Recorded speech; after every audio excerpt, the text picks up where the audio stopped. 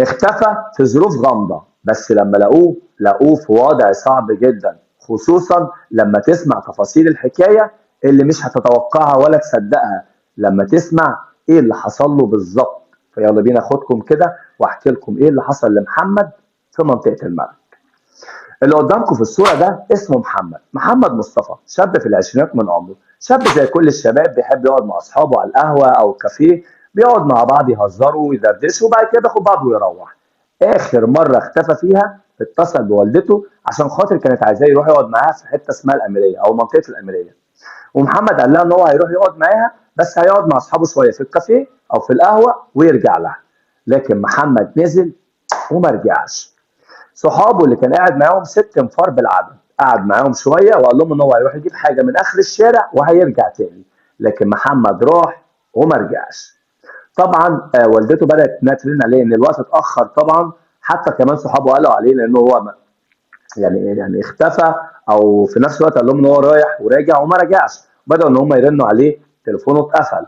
فطبعا على طول الام بدات تقلق على ابنها، تتصل بيه تليفونه مقفول، فقررت انها تنزل بوست وتشير وتقول ان ابنها اختفى او تم اللي هو يعني اختطافه. المهم على طول طبعا صحابه بدأوا ان هم يدوروا كمان في كل مكان، محدش عارف يوصل لأي حل. على طول نزلت بسرعة عشان تعمل محضر في اسم الشرطة، لكن طبعا المحضر ما كانش ينفع يتعمل لأن لازم يكون يعني تم يعني ابتدوا 48 ساعة على اختفاء الشخص دوت. فطبعا ما عملناش محضر، لكن طبعا تم ان هي بلغت ان ابنها مختفي، وبدأت طبعا صحابه هم يدوروا عليه في كل مكان ومحدش عارف هو فين، لحد ما واحد من صحابه اتصل باخوه وقال له اخوك تليفونه مقفول من امبارح واحنا بندور عليه، هو فين؟ محمد ما رجعش البيت. لكن طبعا اخوه ما كانش يعرف حاجه، فقرر ان هو طبعا يطلع يدور هو كمان، هو واهله عليه. وبداوا ان هم برضو يجروا تاني يروحوا اسم الشرطه عشان يعملوا محضر تاني ان محمد برضو ما رجعش. فبدا ان هو امين شرطه كويس نزل يعني طلع معاهم وكده، وبدا ان هو طبعا يعني يستجوب صحابه. لكن صحابه كان اللي بيقول راح يجيب سجاير، واللي كان بيقول راح يجيب اكل، واللي كلام طبعا ما جاش مع الشرطه، انتوا اكيد في حاجه انتم مخبيينها. لكن هم فعلا ما كانوش مخبيين حاجه، هم كانوا بيتكلموا على ان هم ما يعرفوش صاحبهم رايح فين. فطبعا تم القبض عليهم السته واتحطوا طبعا على طول في الاسم عشان استجوابهم، لكن فعلا ما حدش يعرف حاجه، لحد ما واحد فيهم نطق كده بكلمه غريبه، قال لهم ممكن يكون مع صاحبنا اللي كان موجود في نص الشارع، لان طبعا كاميرات المراقبه جابت اخر الشارع ومحمد ما طلعش من اخر الشارع خالص. على طول طبعا هنا بداوا ان هم يعرفوا البيت بتاع يعني صاحبهم اللي هو ما كانش معاهم ده فين، وبداوا ان هم يروحوا عشان خاطر يستجوبوه يعرفوا هو فين بالظبط. طبعا بدأوا يسألوه يسألوا أبوه، لكن للأسف مفيش أي دليل خالص ولا أي حاجة تدينهم. مفيش أي كلام خالص.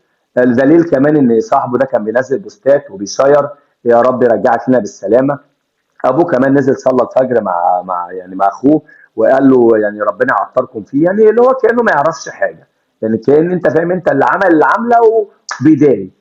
على طول طبعا الشرطه بدات انها تداهم المكان وتدور يعني وتسال، لحد ما الراجل اخذهم في شقه فوق قال لهم دي شقه ابني اهيت، محمد مش موجود عندنا.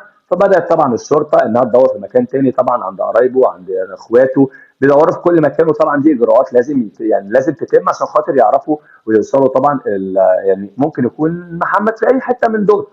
لكن برضه ما فيش اي دليل، لحد ما امين الشرطه بدا ان هو يدور تاني في الموضوع، ولقى حاجه معينه كده هو كان بيدور عليها، فرجع تاني يعني للشاب دوت عشان برضه يستوجبه من جديد.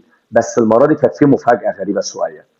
وطبعا الكلام بتاع اهل محمد قالوا ان لو هو عربيه جت كده قعدت شويه، لما طبعا فتشوا في كاميرات المراقبه ان يعني مصطفى او محمد عفوا اخر مره اختفى فيها كان في المكان دوت، فما فيش حد غير انت يعني اللي تعرف محمد فين. المهم بدأوا ان هم يدوروا ويفتشوا في كل مكان، لكن الراجل منعهم قال لهم ما ينفعش تدخلوا تفتشوا هنا عشان في حريم. هنا الكلمه دي طبعا خلت الشكوك زادت اكتر ان في حاجه غلط. وبالفعل خدوا الراجل اللي هو صاحب البيت اللي هو ابو يعني المتهم، اخدوه طبعا فوق كده في شقه محترمه، بداوا ان هم طبعا يعني يظبطوه عشان يعترف بكل حاجه. ايه بقى اللي حصل؟ اللي حصل يا سيدي ان محمد كان موجود مع صاحبه فعلا، بس بيقول ان هو كان بيوريه الفرد بتاع ابوه اللي هو المفروض طلع منه حاجه كده يعني طلقه غصب عنه، فجت في بطن الولد، فالولد وقع في الارض. طبعا ابوه شاف الموقف دوت، ابنه في صدمه وشاف حاجه زي دي، فبدل ما يفكر وياخدوا الولد يسعفوه في مستشفى، لا ازاي احنا ناخدوه نكمله عليه. فطبعا في المطبخ حفروا 3 متر كده ونزلوا محمد ورجعوا الحاجه تاني. بس دايما ربنا بيسيب علامه في كل حته.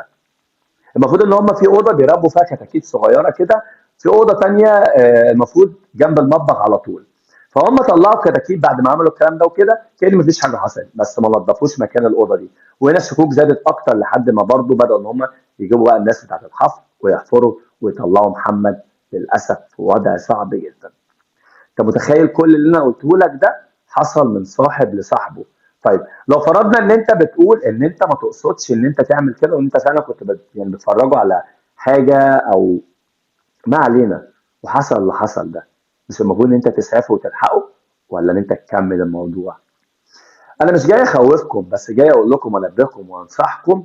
لما تيجي تصاحب صاحب الشخص اللي يرفع من شأنك، مش الشخص اللي يجيبك الارض، او الشخص اللي هو اصلا ممكن يكون شايل لك حته كده جواه سودا والعياذ بالله، اللي هو مستني لك اي غلطه عشان تقع تحت ايده.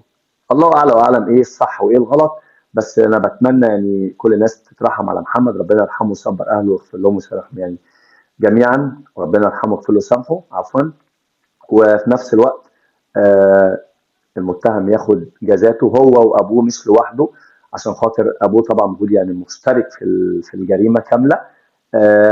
وبس كده يا سيدي، ده كل الموضوع. معلش انا بطول عليكم بس عشان احكي لكم بس التفاصيل كامله. سلام. ما تنسوش تعملوا لايك للفيديو عشان يوصل لغيركم يسمعوا. ويا ريت لو مش تابعني، عايزين نشرف من حضرتك انك تتابعني عشان يوصلك الفيديوهات الجايه. مع السلامه.